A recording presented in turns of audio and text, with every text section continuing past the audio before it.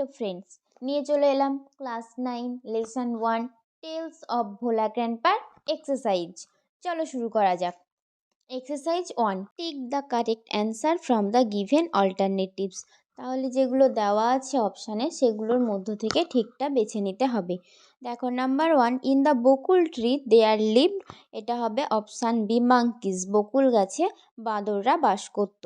2 number, on the way back the festival Bhola grandpa tightly held on to the two fingers of his, এটা হবে option C grandson. তাহলে অনুষ্ঠান থেকে ফেরার সময় ভোলা ঠাকুরদা তার নাতির দুটো আঙুল চেপে ধরেছিল। 3 number, a gang of pirates were bidding a large box, এটা হবে অপশান এ। তাহলে জলদস্যুরা একটা বড় বাক্স লুকিয়ে রাখছিল। 4 number, Bhola grandpa was returning from the option D weekly market, Bhola ঠাকুরদা সাপ্তাহিক বাজার থেকে ফিরছিলেন। 5 number, Bhola grandpa died at the age of option B 95, তাহলে ভোলা গ্র্যান্ডপা মারা গেছিল 95 বছর বয়সে। এবার চলে যাব exercise 2, answer the following question within 15 ওয়ার্ডস, তাহলে 15টা শব্দের মধ্যে উত্তর দিতে বলা হয়েছে। এ আছে দেখো, when did Bhola grandpa let out a loud wail, তাহলে কখন ভোলা ঠাকুরদা জোরে চিৎকার করে উঠেছিলেন। উত্তর হবে the moment Bhola grandpa realise that his grandson is missing, Bhola grandpa যখন বুঝতে পেরেছিল যে তার নাতি হারিয়ে গেছে তখনই সে চিৎকার করে উঠেছিল। B, where had the grandson found a cosy shelter, উত্তর হবে the grandson found a cosy shelter under a cow's belly, তাহলে তার নাতি একটা গরুর পেটের নিচে নিরাপদ আশ্রয় নিয়েছিল। C, what request did Bhola grandpa make to the first man he saw on the mould, তাহলে মাটির ডিবির উপর ভোলা ঠাকুরদা যে মানুষটিকে প্রথম দেখেছিলেন তাকে কি অনুরোধ করেছিলেন। Bhola grandpa requested the man to give him some water to drink, তাহলে ভোলা ঠাকুরদা যাকে দেখেছিল প্রথমে তার কাছ থেকে কিছুটা খাবার জল চেয়েছিল। D, how old was Bhola grandpa's wife when he died, Bhola ঠাকুরদার স্ত্রীর বয়স কত ছিল যখন ভোলা ঠাকুরদা মারা যায়। Bhola grandpa's wife was 80 years old when he died, Bhola ঠাকুরদার স্ত্রীর বয়স ছিল 80 বছর যখন ভোলা ঠাকুরদা মারা যায়। এবার চলে যাব exercise 3, answer the following question within 25 words, তাহলে 25টা শব্দের মধ্যে প্রশ্নগুলোর উত্তর দিতে বলা হয়েছে। A, why was no real treasure found under the sand dunes, বালির নিচে কেন কোনো সত্যিকারের গুপ্তধন পাওয়া যায়নি। There was no real treasure found because it was just a dream which Bhola grandpa had during his mid day nap, Bhola ঠাকুরদা যখন দুপুরবেলায় ঘুমিয়েছিলেন তখন স্বপ্নে দেখেছিলেন যে একদল জলদস্যু তারা একটা বড় বাক্স তাদের সমুদ্রের বালির নিচে চাপা দিচ্ছে, তাই কোনো সত্যিকারের গুপ্তধন পাওয়া যায়নি।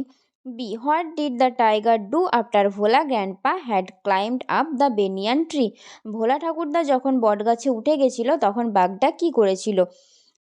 First, the tiger rode and circled the tree 100 times and then settled down under a bush without taking its eyes off him, তাহলে প্রথমে বাঘটা গর্জন করতে করতে গাছের চারিদিকে 100 পাক দিয়েছিল, তারপর সে একটা ঝোপের ধারে বসেছিল কিন্তু তার চোখটা ছিল ভোলা ঠাকুরদার দিকে, ভোলা ঠাকুরদার দিক থেকে দৃষ্টি না সরিয়ে লক্ষ্য রেখেই কিন্তু সে বসেছিল যে নামলেই তাকে আক্রমণ করবে।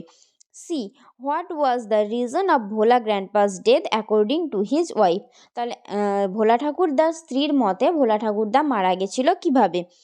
His wife thought Bhola grandpa must have forgotten to breathe as he had tendency to forgets, তাহলে ভোলা ঠাকুরদার স্ত্রীর মনে হয়েছিল যে ভোলা ঠাকুরদা নিঃশ্বাস নিতে ভুলে গেছে কারণ তার একটা ভোলার স্বভাব রয়েছে। এবার চলে আসবো exercise 4, change the mode of narration of the following sentence, তাহলে এখানে ন্যারেশন চেঞ্জ করতে বলা হয়েছে। যদি বাংলায় বলি তাহলে হবে উক্তি পরিবর্তন, ন্যারেশন শব্দের অর্থ উক্তি, তোমরা ক্লাস 8-এ ন্যারেশন শিখেছ, তাই এখানে বিভিন্ন টেন্স এবং বিভিন্ন সেন্টেন্সে ন্যারেশন দেওয়া হয়েছে। যদিও এখানে সবটা ডিটেলসে বলা সম্ভব নয়, তবু আমি যতটা পারবো চেষ্টা করব এবং পরবর্তীতে আমি গ্রামারের ভিডিও নিয়ে আসবো, তখন তোমাদের কাছে আরও ইজি মনে হবে এই সব কিছু। দেখো, A Bulbuli said to his friend will you come tomorrow. তাহলে বুলবুলি তার বন্ধুকে বলছে তুমি কি আগামীকাল আসবে। এটা দেখো আছে ফিউচার টেন্সে। ফিউচার টেন্সে উইল থাকে আমরা সবাই জানি, এই উইলটা হয়ে যাবে উড। এবং এখানে বুলবুলি যেহেতু জিজ্ঞেস করছে তাই সেড টুটা হয়ে যাবে আস্কড এবং লিঙ্কার হিসেবে ব্যবহার করা হবে ইফ। তাহলে অ্যান্সারটা দাঁড়াবে Bulbuli asked his friend if he would come the next day. টুমরোটা হয়ে যাবে দ্য নেক্সট ডে। তারপরে দেখো B Poulami says I am fine. তাহলে পৌলমি বলল যে আমি ভালো আছি। তাহলে এখানটায় আছে প্রেজেন্ট টেন্স। প্রেজেন্ট টেন্সে থাকলে কোনো টেন্সের পরিবর্তন হয় না রিপোর্টেড স্পিচের। তাহলে পৌলমি সেজ হয়ে গেল পৌলমি সেজ, লিঙ্কার হিসেবে ব্যবহার হলো দ্যাট এবং তারপরে হলো she is fine. C the teacher said to the students keep quiet. তাহলে শিক্ষক মশাই ছাত্রদের শান্ত থাকতে বললেন। এটা হয়ে যাবে দ্য টিচার অর্ডার। যেহেতু টিচার বলছেন তাই এটা হবে অর্ডার। দ্য স্টুডেন্ট লিঙ্কার হবে টু কিপ কোয়াইট। তারপরে দেখো D the mother said to me may yours dreams come true. তাহলে মা বলছে যাতে আমার স্বপ্ন সত্যি হয়। তাহলে মাই মাদার উইস্ট করছে দ্যাট, লিঙ্কার হবে that my dreams might come true. মেয়েটা হয়ে যাবে might. E the student said sir please allow us to play in the field. তাহলে স্টুডেন্টরা স্যারের কাছে অনুমতি চাইছে খেলার জন্য মাঠে। এটা হয়ে যাবে the students requested sir to allow them to play in the field. তাহলে স্টুডেন্টরা স্যারের কাছে রিকোয়েস্ট বা অনুরোধ করছে। এখানেই শেষ করলাম এক্সারসাইজ 4। এবার চলে যাব exercise 5।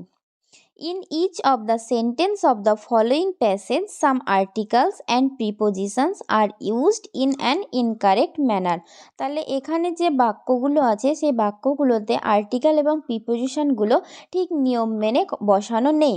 Underline them and replace them with the appropriate ones. তাহলে যেগুলো ভুল আছে তার নিচে দাগ দিতে বলছে এবং ঠিকটা লিখতে হবে। চলো শুরু করি। On an winter night I was aboard a boat. An winterটা হয়ে যাবে a winter। তারপরে দেখো it was a moonlit night full on star. On starটা হয়ে যাবে off star. The boat was anchored off a great river. Offটা হয়ে যাবে to a great river. I was thrilled to see a beauty of nature. এটা এ বিউটিটা হয়ে যাবে the beauty. এরপর চলে যাব exercise 6। Write a dialogue within 100 words on the need to ban the use of animals like tigers and lions as সার্কাসের আকর্ষণ হিসেবে বাঘ ও সিংহের মতো জন্তুদের ব্যবহার করার ওপর নিষেধাজ্ঞা জারির যে বিষয় সেই বিষয় নিয়ে 100 শব্দের মধ্যে একটা কথোপকথন লিখতে হবে। ডায়ালগ মানে কথোপকথন, দুজন তিনজনের মধ্যে যে কথাবার্তা। তাহলে চলো শুরু করি। আমি এখানে দুটো নাম নিয়েছি, রাম এবং শ্যাম। তোমরা তোমাদের ইচ্ছে মতো নাম নিয়ে নেবে। তাহলে দেখো রাম বলছে শ্যামের সঙ্গে যখন দেখা হয়েছে তখন বলছে শ্যাম হোয়ার আর ইউ গোয়িং। শ্যাম তুমি কোথায় গেছিলে। শ্যাম বলছে I am coming from a circus show.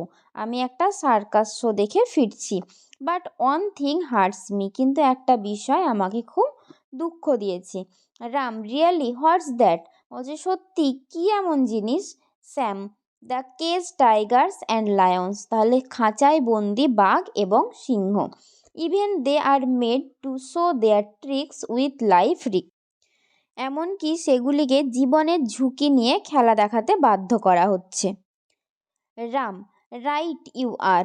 বলছে তুমি ঠিকই বলেছো। They are fallen victims to negligence and malnutrition. তারা অবহেলা ও অপুষ্টির শিকার হয়ে পড়ছে। Sam public voice must be raised against this nexus. এই অসাধু চক্রের বিরুদ্ধে সাধারণ মানুষকে অবশ্যই সোচ্চার হতে হবে। মানে পাবলিকদের যদি বলে যে না এটা করা যাবে না তাহলে হয়তো এটা কমতে পারে। স্যাম অ্যাবসুলেটলি তুমি ঠিকই বলেছো। ওকে সি ইউ লেটার। বলছে পরে আবার দেখা হবে। রাম বলছে ওকে বাই। তারপর দুজন বেরিয়ে গেল। তাহলে এই হলো কথাবার্তা, দুজনের কথোপকথন। এরপর চলে যাব write a story within 100 words using the given hints. তাহলে দেখো এই যে হিন্টগুলো দেওয়া আছে অর্থাৎ সংকেত, সেগুলো ব্যবহার করে 100টা শব্দের মধ্যে একটি গল্প রচনা করতে হবে। Give a title to the story, এবং সেই গল্পের একটা নামকরণ করতে হবে। আমি এখানে লিখে ফেলেছি, দেখো, আ মেমোরেবল বাস জার্নি, তাহলে একটা মনে রাখার মতো বাসের যাত্রা। তাহলে এখানে কি লিখেছি দেখো, I still remember that night, আমার এখনও মনে আছে সেই রাতের কথা। We all students were returning from our educational excursion by bus, তাহলে আমরা সমস্ত স্টুডেন্টরা শিক্ষামূলক ভ্রমণ করে ফিরছিলাম বাসে করে। We all eagerly waited to get back to our home, তাহলে আমরা উৎসুক ছিলাম বাড়িতে ফিরে যাওয়ার জন্য।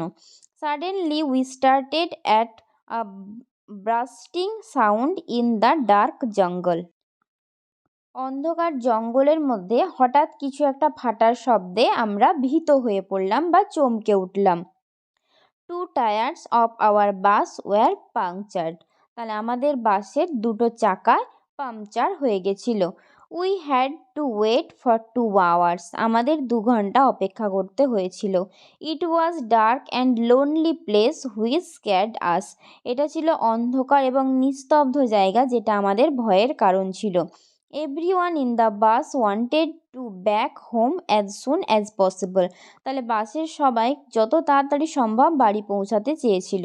Finally after 2 hours the tyres were fixed and we felt relieved, তাহলে 2 ঘন্টা পর সেই বাসের চাকাগুলো ঠিক করা হলো এবং আমরা স্বস্তি পেলাম। দ্য নেক্সট ডে, পরের দিন, we reached home safely taking many beautiful memories with this scarcely moment too, তাহলে পরের দিন আমরা বাড়ি ফিরলাম নিরাপদে, খুব সুন্দর সুন্দর মেমোরি নিয়ে, স্মৃতি নিয়ে, এবং তার সঙ্গে এই ভয়ের স্মৃতিটাও ছিল। তাহলে এখানেই শেষ করলাম class 9 lesson 1 tales of Bhola গ্র্যান্ডপার এক্সারসাইজ। এর পরবর্তী ভিডিওতে নিয়ে চলে আসবো পরের লেসন।